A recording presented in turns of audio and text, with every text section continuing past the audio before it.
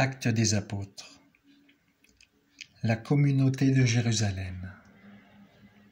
Reconstitution du groupe des 12. Élection de Matthias. Alors ils retournèrent à Jérusalem depuis le lieu dit Mont des Oliviers, qui en est proche. La distance de marche ne dépasse pas ce qui est permis le jour du sabbat. À leur arrivée, ils montèrent dans la chambre haute, où ils se tenaient habituellement.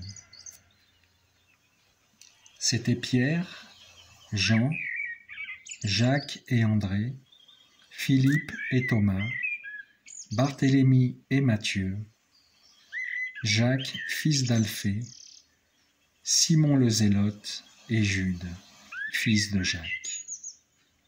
Tous, d'un même cœur, étaient assidus à la prière, avec des femmes, avec Marie, la mère de Jésus, et avec ses frères.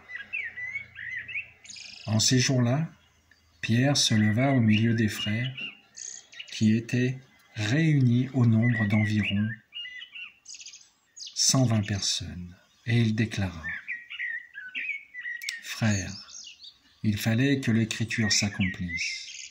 En effet, par la bouche de David, l'Esprit Saint avait d'avance parlé de Judas, qui en est venu à servir de guide aux gens qui ont arrêté Jésus. Ce Judas était l'un de nous et avait reçu sa part de notre ministère. Puis, avec le salaire de l'injustice, il acheta un domaine. Il tomba la tête la première. Son ventre éclata, et toutes ses entrailles se répandirent.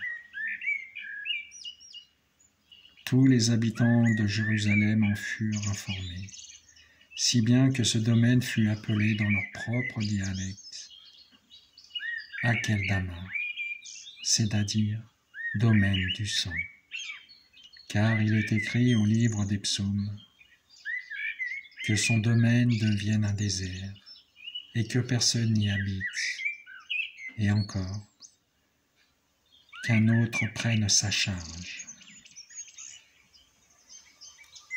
Or, il y a des hommes qui nous ont accompagnés durant tout le temps où le Seigneur Jésus a vécu parmi nous, depuis le commencement, lors du baptême donné par Jean, jusqu'au jour où il fut enlevé d'auprès de nous.